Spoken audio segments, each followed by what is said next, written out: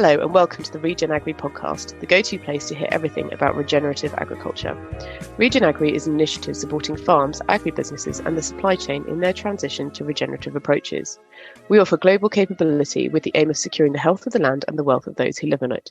For more information about our initiative and to find out how we can help you with your regenerative journey, visit regenagri.org.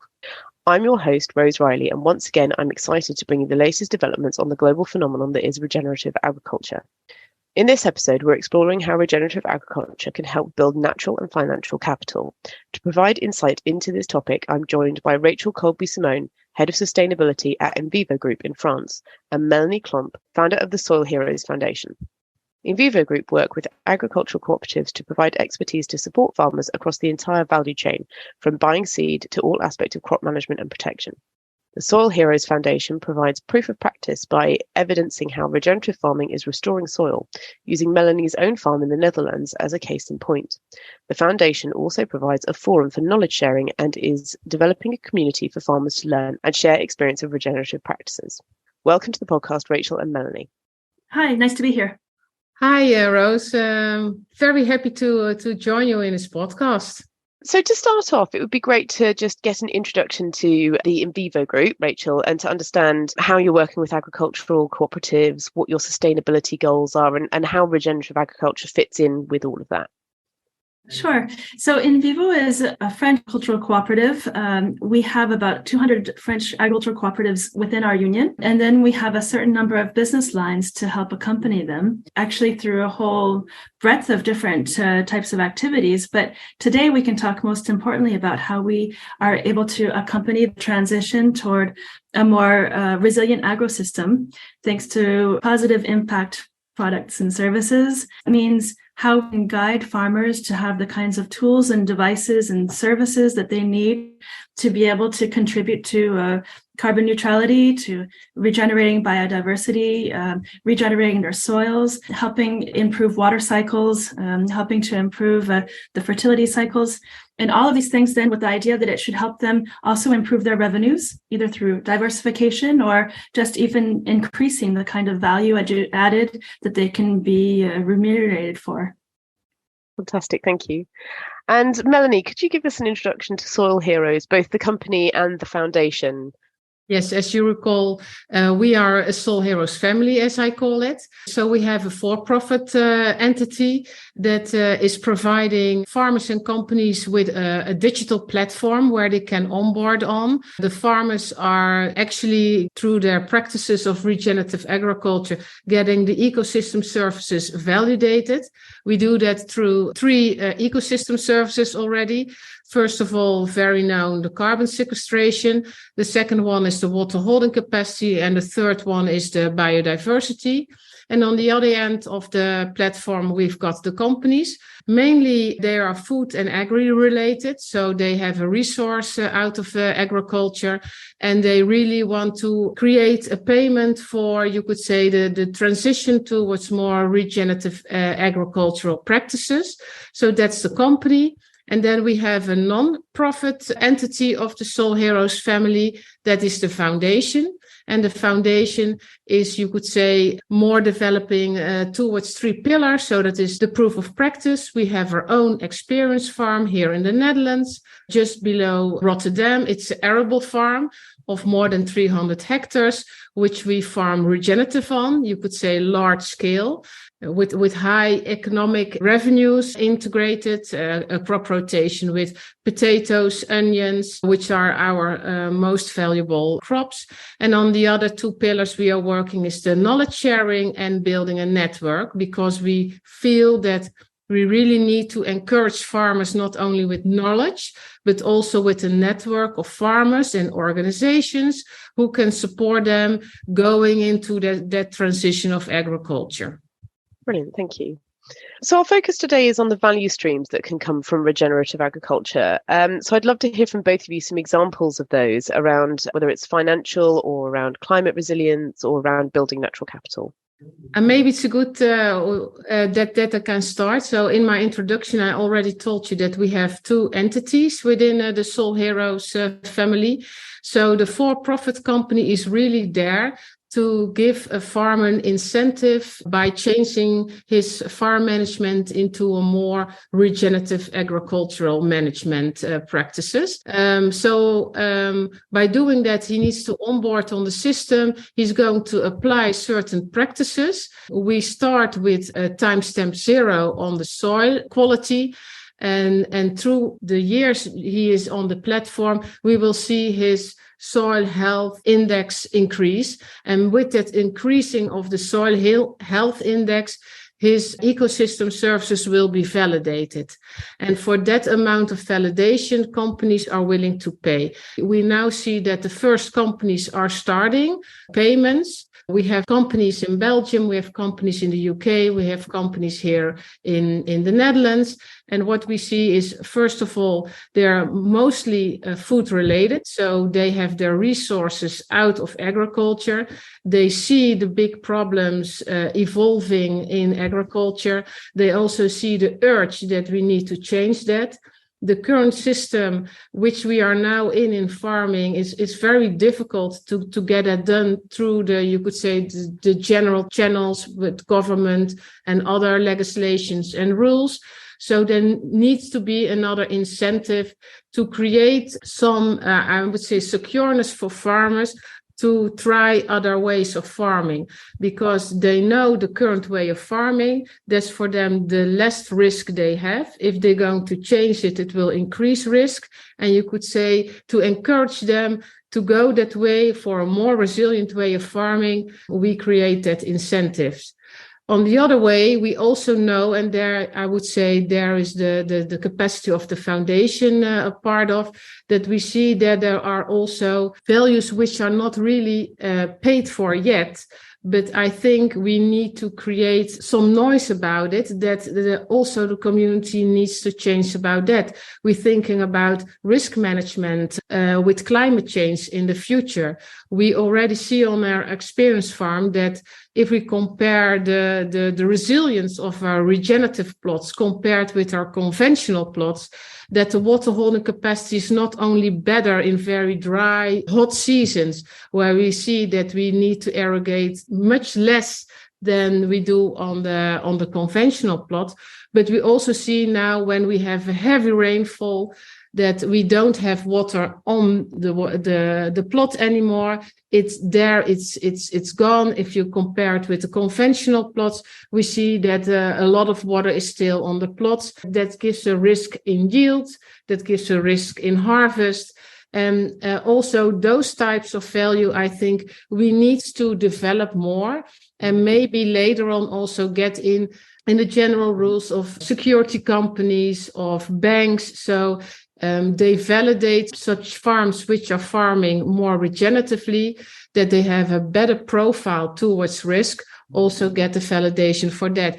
But that's more, you could say, on the first stage, which we are getting knowledge around. And that's more the way we are working at the foundation, to gain the proof of practice. And therefore, if that's established, it will go on our for-profit platform and the company, and we try to get a payment through that then. Yeah, fantastic. Thank you. And Rachel, can you describe some of the examples of natural capital that you're seeing created amongst the farms within the cooperative that you work with, and how you're working to try and generate value and calculate the value of that natural capital? Yeah, sure. So I think it's really interesting all that Mellany was saying. And the fact of the matter is that currently, I don't think that we do see enough value behind regenerative agriculture. I think clearly we have empirical and increasing scientific evidence to show to what extent there is actually an amazing value that regenerative agriculture can bring. Mellany was mentioning all of these risk factors, but we could also talk about adaptation to the climate and the way that that's actually going to help improve human health all along down the line, I think. And yet, for the moment, the farmers in France who have already moved forward on regenerative agriculture haven't necessarily found price premiums with that. There are some companies who are actually trying to do that, oftentimes, though, in a transitional approach, where they imagine that thereafter they don't have to keep giving a premium price for that. And for us, then, that is an additional difficulty in terms of helping farmers want to make the change. But even so, what I think is really important here is that above what I would want to have as a price premium for these different crops that are produced in a better way with increasing nutritional value, we also have to see to what extent agriculture is a solution for climate change and adaptation. So Mellany mentioned some of those examples, which brings me to think that the value streams that we need are both the premium prices for the productions of the crops and the prices for these environmental services that the agriculture is actually providing. And for that, we have to come back to considering what the actual true value of farming is. Oftentimes on an international scale, there's a lot of debate over how can we talk about the true value of food. Some of the scientists within the UN have mentioned that maybe today we only pay about a third of what is the true value of food. And of course, those two other thirds, they are being paid for in some ways and will certainly be paid for by future generations. But if we take that even farther and we pair it with the true value of farming, then maybe we can actually consider that there's a broader spectrum of different types of actors who could actually help pay into the system that would be a more resilient system. And so I just wanted to give one example, a concrete example, is that in France, we have the carbon label, the Label Bas Carbone, which has been put together. Our teams have worked with the state to put that in place. It's, as was saying Mellany, it's actually a way of looking how we have the delta. So we look at the beginning and then we see 5 years later and how that has contributed to reducing emissions and also helping to sequester carbon in the soils. And with that type of scheme, it's true that oftentimes it's not only the food and ag companies who are wanting to inset the reductions into their own purchasing, but also then additional companies who are interested in buying those types of carbon credits for compensation. It's an exciting time, but we think also, just I share with Mellany, we need a little more incentives because oftentimes then those companies they have such a huge volume in terms of needs of compensation that oftentimes they try to pull the prices down to make feasible for them within their economic model. And so here again, I think the true value of farming, we need to see then also how the governments can consider that this agriculture as a solution, this regenerative agriculture, is actually something that is investing in the common good. Le bien commun, we call that in France. And I think that it's the type of subject that probably we collectively need to be working on. But it's the data that'll help us make that case. Fantastic, thank you. You mentioned data there, which is a really interesting point, because without proof of change, we can't really prove the value that's being created. So I'd be interested to know on both sides how you're actually calculating increases that the farms are making in natural capital and then trying to attribute a specific value to those data points. Yes, for us at the foundation, we do that, you could say, through 3 projects at this time. We have a project on water holding capacity, which we work together with Wageningen University. So actually, they are measuring the soil parameters every year. We compare regenerative farming plots with conventional farming plots, and then see how the soil structure and all the parameters are changing, and then compare them with the conventional plots we are having. Then the second project we are working on is on biodiversity. We do that mainly with another university, with the University of Amsterdam. This project is also part of a very big European project. It's called Fabulous Farmers, more focused on functional agrobiodiversity. So how, if you are going to apply more above soil biodiversity, you will increase, you could say, the natural pest control on your plots. Therefore, you need less input, chemical input, to prevent pests and diseases in your crops. On the other hand, it will support the in general biodiversity huge, because especially when you are looking at the landscape in the Netherlands, they are very poor and empty of biodiversity landscape elements. So if you can increase just 4% of your plots with, you could say, field margins or biodiversity lanes, it will increase your amount of suppression on pests and diseases. And on the other hand, it will increase enormously the amount of natural pollination. And I think both are items we really need to also address to governments, that it's very important that we are going to, you could say, support these types of landscape elements more in farmland. And the third one, we are now in a startup phase. That's the one for nutrition, where you could say the first one is more very obvious topic for climate change. The second one is to prevent biodiversity is further declining, but we want to add and increase the biodiversity. The third project is more about health, because we know that literature is saying that healthier soils are producing more healthier products. Not only the concentration of nutrients is higher, but also the variety of nutrients is higher. And we will start a 3-year project now, in which we will see if we can create a proof of practice for that. Also, not only by looking at the difference between regen ag plots and conventional plots, but also looking at if we can see differences between the separate interventions of regen ag practices. So by doing that, we also hope we can, you could say, validate the practices also aligned with nutrient density in the products which we are producing. On our side, so we're conducting similar type projects because they really are important, and we still don't yet have enough reference points for that. So we're quite moving in that same direction. Maybe just to point out one or two additional things. One of the projects we have, we're looking very closely to including this agroecological infrastructure, because we know that something like biodiversity is going to be linked to the passage. Actually, it's not something that's still, but it's moving around. And so how can we have this approach? And if we add in, for example, hedgerows with the farms, then how can we see that is actually something that enhances even agricultural productivity? Whereas oftentimes the fear is that it's something that's going to take away from how the size of their plots. So we're trying to look more increasingly at how all of this interacts.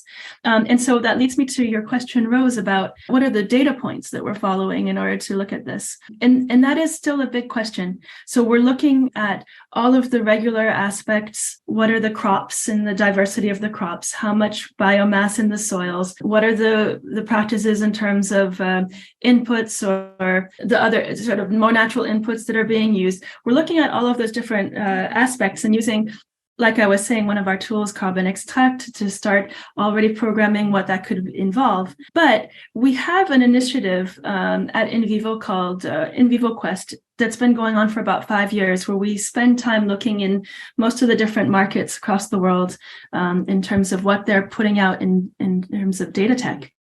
And what we see is that the big focal point is knowing how to improve the soil biodiversity. And we have come across a certain number of startups who are looking at that, especially now that genetic analysis materials have become somewhat democratized. And so it's possible now to actually understand better within a soil, what are the interactions between the fungi, the bacteria, and other types of microorganisms. But what we see too is that then it's too expensive. And so one of the things that we're trying to work on is how can we actually, what would we have as a proxy that would enable us to go ahead and work with these things now without actually having to pay the hundreds or thousands of euros per soil sample. So we use other data, of course, that sort of give us a sense and still accompany farmers. And notably, we have the regeneration index that we work with coming out of one of the associations here in France, Living Agriculture pour un agriculture du vivant. But we know that it's not going to be enough if we want to monetize. But we can't have tools that cost more administratively than the actual value that we could hope to create in terms of what a market would pay for. So that's one of our conundrums. Thank you. And I'm interested to know, with the brands that are starting to get involved in actually paying farmers to offset some of their emissions or other elements of work that they're trying to improve on. How is that working? Is it just carbon that they're interested in, or are there other elements of natural capital that you're finding they're open to investing in? Yeah, I would say that, of course, the number one is the carbon. That's also, if you look at the global market, carbon is the only ecosystem services which we know really have a payment regulation now around. But if you're looking from a farmer's perspective, I would say that water holding capacity, so the water retention, is much more important, because through the climate change, the periods of dry, hot summers are going to increase, and also the amount of water will stay the same over the year. But if you see when it's raining, it will rain more heavily. So it means that the soils really need resistance, not only resilience in very hot, dry situations, but also when it's raining a long period, a lot of water is coming out of the air. So that's, I would say, from a farmer's perspective, biodiversity and water holding capacity is more important. And I would say for society, the nutrition aspect is very important, because if we're looking at the very big health problems which we are facing, then knowing that the food we are eating is not, you could say, nutritious enough to get the people in a healthy stage. I would say that COVID already showed us that the people who are obese, the people who have bad health, are more vulnerable for COVID, for instance, than the people who have a good health. So I would say that, the world really needs to open up for more ecosystem services and not only stick to the carbon. Of course, climate change is a very big problem. But if you are looking globally, I would say getting enough fresh water to create a good, healthy crop is even as important. And the same is with biodiversity. Yes, we are already, as a human, part of the ecosystem service. And although it seems like it's not important that we have less amount of wild bees or the pollination goes down, we can't, those are services we never could replace for synthetic or artificial other types of systems. So I would say really this is the time that we really need to look up and see that although for the other ecosystems they are not paid yet, we really need to make noise about it and see how we can get that attention from big governments. That's also why in Soul Heroes we always attach water holding capacity and biodiversity now in our eco payment. So if you are buying a carbon payment, we also include water holding capacity and biodiversity, because we see those three as, you could say, a united product, which are the core ecosystem services we need for now. No matter what, we do have this economic equation to deal with. And in the question of, can we have payment for other services other than just carbon? It's a difficult one. What the different COP26, COP27, what's coming out now is that increasingly the standards recognize that we can't only work on carbon, we have to work on carbon plus nature. That's very good news. But what that arrives then at is that a lot of the potential buyers for some of these services, they figure they can pay just one price for everything. And while I can understand that they would have that hope, I think we have to be really careful about actually putting value on the different types of services. It's not because you've used your tractor less and you've reduced emissions but that also in the meantime, then you've improved the biodiversity in the soil that has less been overturned, et cetera, that everybody can say, okay, there, I bought this crop for a certain price, and so now I've already done my part. No, we're talking about something bigger, and we need to actually move on to this new system of resilience, and everybody has to play their role in it. And so these neo farmers who are coming in, I think that they're more excited about this type of approach, but we have to be sure then that we have the kind of socioeconomic model that goes with it.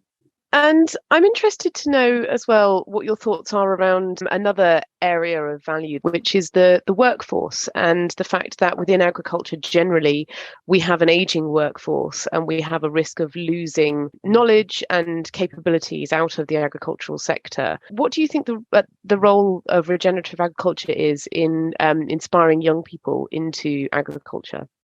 So I would say that what we're seeing in France is that it actually has a real, true, very important value, because actually we see a huge amount of farmers who are going to be retiring, and more their children don't necessarily want to take over the farm.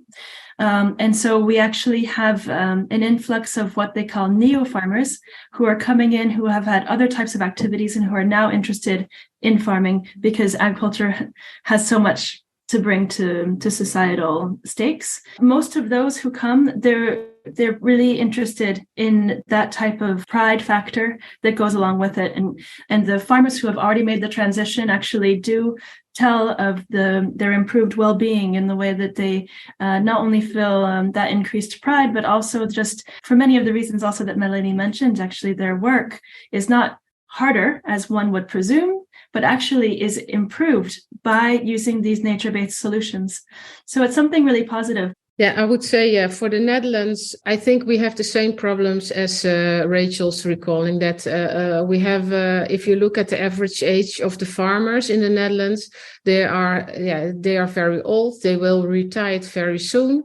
Often the children don't want to continue with it, or they lost their interest in farming, because farming in the Netherlands requires a lot of regulation and requirements. A lot of children also don't want to start a farm which has such low revenues, economic revenues. And so they decide not to go further with the farm.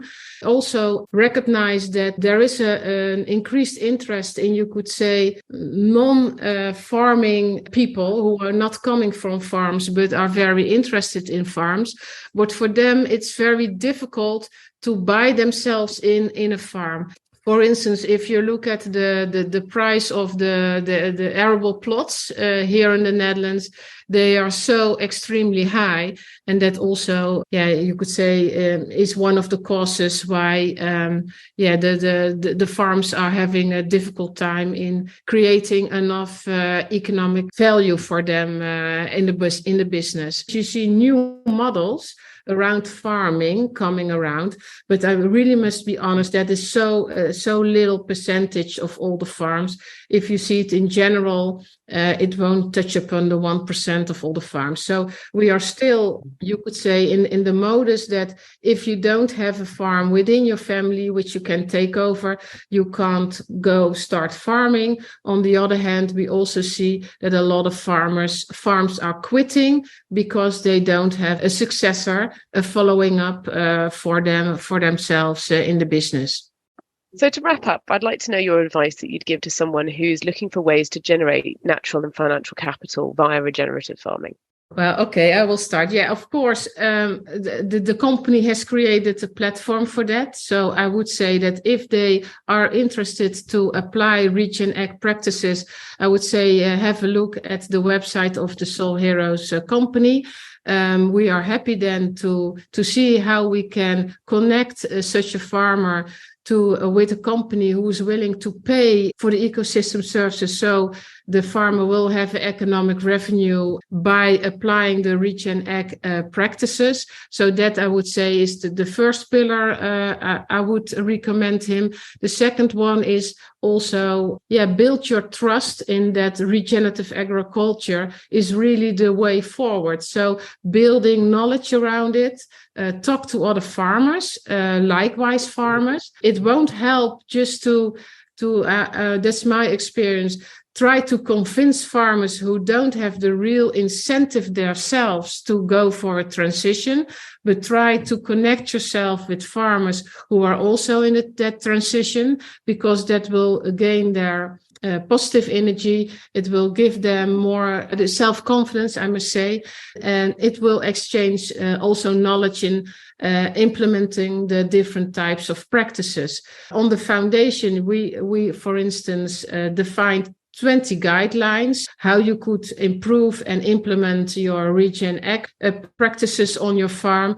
And of course, there is the foundation where if farmers have questions, they can go to, and we hope we can provide them with knowledge and a network of farmers, which you could say, build their own society and strengthen themselves, empower themselves in this journey. Because I think that is really about what regenerative agriculture is about.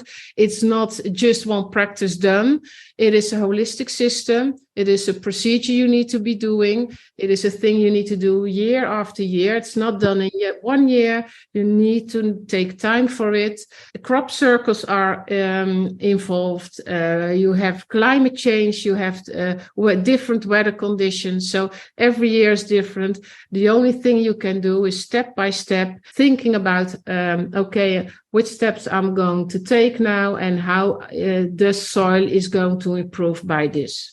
So thanks. I don't have much to add. I agree fully. And I think that there are networks out there. There are companies, foundations that can also accompany those farmers, and getting out of isolation is clearly a game changer, I think, for many farmers. So I'm going to frame the question to then say, hey guys, we're in the 21st century, and we know now it is really impossible to think that we're going to change the food system only through the farmer. We have to get real. We need everybody to step up. I'm talking about governments. They need to understand what the risk is involved, how they can actually help, understand the way that agriculture can be a solution with benefits for all sorts of areas and not only food, and that agriculture can be a real boon for that, but that they have to recognize it and give incentives around that. The financial service companies, they have to also realize that it's not just about being able to change your insurance policies to make a farmer want to change, but actually consider the true value of farming and the way that when a farmer goes for regenerative agriculture, that they are providing these ecosystemic services that once again are actually going to help manage both savings and added value across a whole much broader value chain than simply the food and ag. And then we have to have just citizens also start understanding that the role that the farmers are going to play, it depends a little bit on what their choices are going to be at the supermarket as well. So I agree with Mellany. That's the right advice for the farmers, but the farmers cannot be alone in making this resilience transition that is so important for all humans' well-being. Fantastic. Thank you so much. It's been a pleasure. Thank you for joining me today for the regenagri podcast.